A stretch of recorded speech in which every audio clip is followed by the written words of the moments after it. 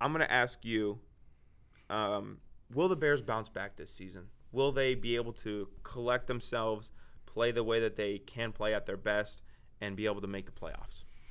I'm going to say no.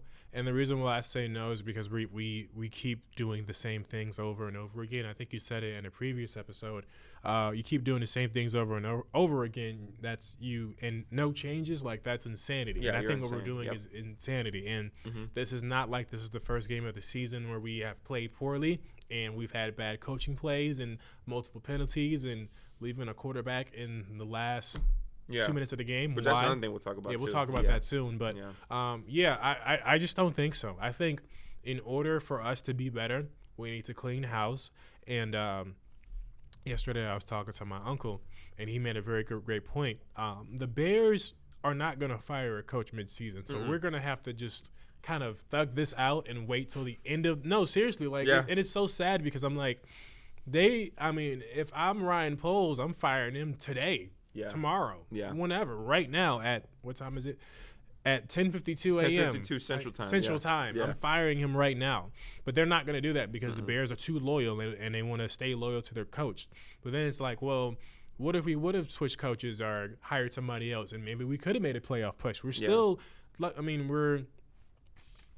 week 9, week 10? So, we're still not out of it, but it's starting to get up there to feel like we're not going to be able to make the playoffs. So to answer your question, Mike, I don't think we will just because of our coaching. I'm not really confident to believe that our coaching will change from here on out.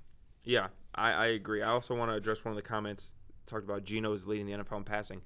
Part of that is because Seattle can't really run the ball, but I will say part of that is because Ryan Grubb has unlocked the offense. Yeah. And, like I've talked about, Shane Waldron has not done that, and that's been clear. Look at Seattle's uptick in production from last year with their skill group guys, and look at the Bears' downtick. The direct correlation is Shane Waldron. Yes. So I don't think that's a coincidence there.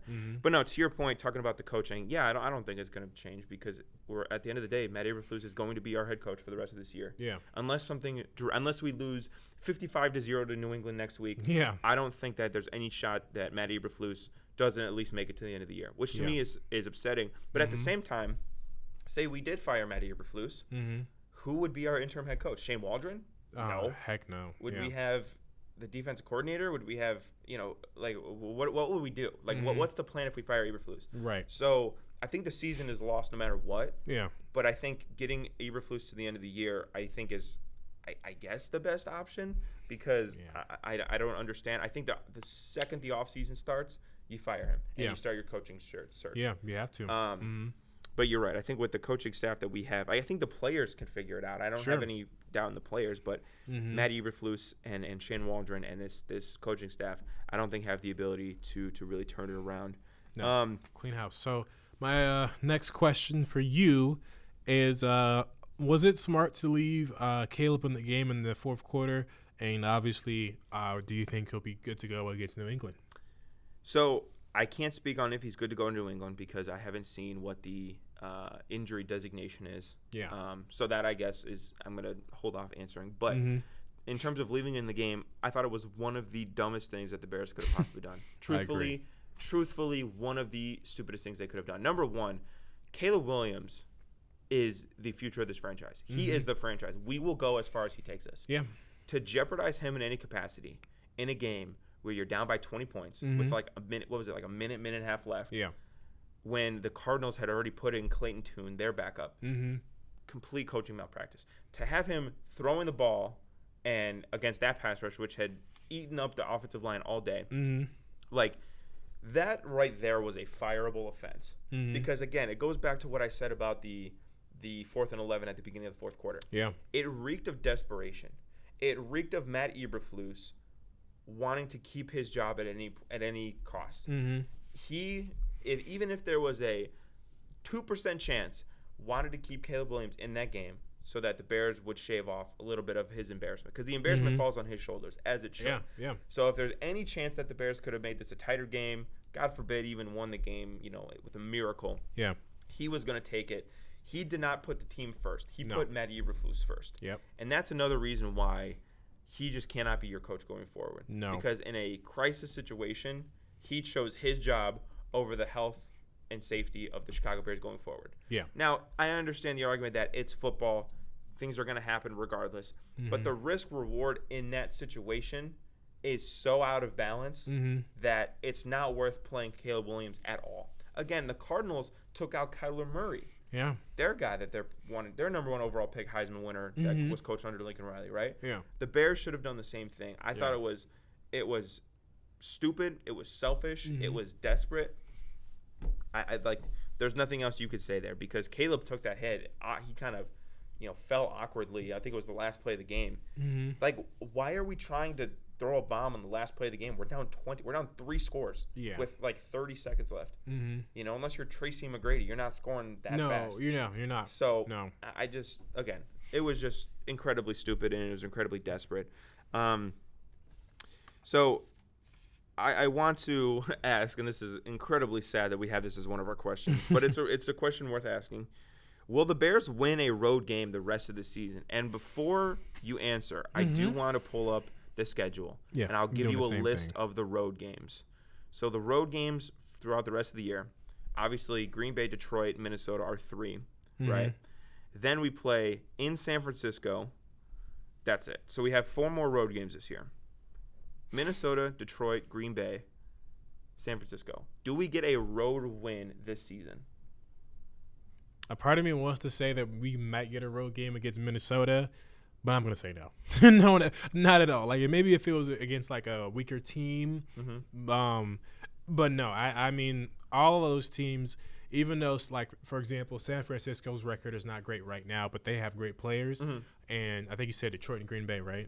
Yeah, Detroit, Green Bay, Minnesota, San Francisco, yep. Yeah, we're not winning the game. We're not winning a road game this year. Not at all. All those teams are extremely well, even struggling San Francisco. And when you think about each of their environments, each 4 of those teams have electric home-based environments anyway. So I don't really think that we're going to go in there and just dominate and win a game. I think if I had to pick, like if I had to forcefully pick a game that we might win, it might be Minnesota. But I don't really see us winning a game on the road. I just don't see it. Yeah, it's an incredibly sad question. Yeah. But it is a question worth asking because, like you said, playing in Green Bay last week of the year, January 5th, that's going to be an insane environment. Playing in Detroit, now that the Lions are good, their fans. Well, okay, the Lions fans have always been good, but now that they're good, that place is like they'll be rocking. It's insane. Minnesota, you saw last night on Sunday Night Football. That the Minnesota was rocking against the Colts on Sunday Night Football, and then playing in San Francisco. And you're right, San Francisco hasn't been great so far this year, but guess who's coming back next week? Guy by the name of Christian McCaffrey. I don't know if anybody out here has heard of him, but he's pretty good at football. So it's looking like another year without a road win for the Bears, which is crazy. Which is just so sad. So sad. Yeah. I mean, like we didn't beat the Colts, and the Colts look terrible. Like this is disgusting. I want to ask one more question before we move on. Yeah. And we could both take turns answering this. Yeah. Scale of 1 to 10. How confident are you that the Bears will make the playoffs this year? Because at the beginning of the year, we said we were like a 7-8. Yeah. Right now, on November 4th, what's the number? 3. I just don't see it. That's being nice, I think. Yeah, that's really being nice because I can't go. You said 1 to 10. Now, if you would have said like negative 100, yeah, for sure. But I just don't really see these guys making the playoffs as long as we have the coaching that we have in front of us. I just don't see it. I feel like we're gonna struggle some more before we get better, and our division is just too good right now. I mean, each one of our teams. Like if I go back and look at the NFC North, Green Bay 6-3, Minnesota 6-2, Detroit 7-1. Well, and the other thing is 2 of Green Bay's losses are to the Lions and Minnesota. Exactly. One of Minnesota's losses is to Detroit. Yep. So the only good thing for the Bears is that they're eating them. They're cannibalizing themselves right now. Sure. Like they're only losing to the NFC North basically, which is incredibly scary. I want to shout out one of the comments. Lions game, the road game is on Thanksgiving, so it's not a Sunday. So maybe we have a chance. Right. Maybe we have a chance, but. No, if you're gonna ask me, like probably 1 or 2. 1 or 2, very little. The Bears have so many issues right now. The offensive line is horrendous. Yeah. Play calling horrendous. Coaching horrendous. Yeah. They have a good defense, and I still think that the Bears' defense will be good for the rest of the year going forward. but like you have, and this is a relevant term because we're about to elect a new president. Right. Are you familiar with the term lame duck? No, I'm not. Lame duck is when you hold the job, but Mm-hmm. you know you're getting fired. So like Joe Biden, right? Yeah. In a week when we elect the next president, Mm-hmm. he's going to be the president for the next couple of months until a new person takes over in January. Sure, yeah. Those 2 months that he is being replaced, Mm-hmm. he's called a lame duck. Wow. Right now, Matt Eberflus is a lame duck coach. Yeah. He has to know he's getting fired at the end of the year. He has to, There is no, like, barring a complete historic turnaround to the season, Mm-hmm. he will not be the Bears coach next year. Yeah, no. And I can't even imagine what that's going to do to the mentality of the team, Mm-hmm. to the overall fight of the team, to everything like that. Because he is a lame duck right now. He is going to be replaced come January.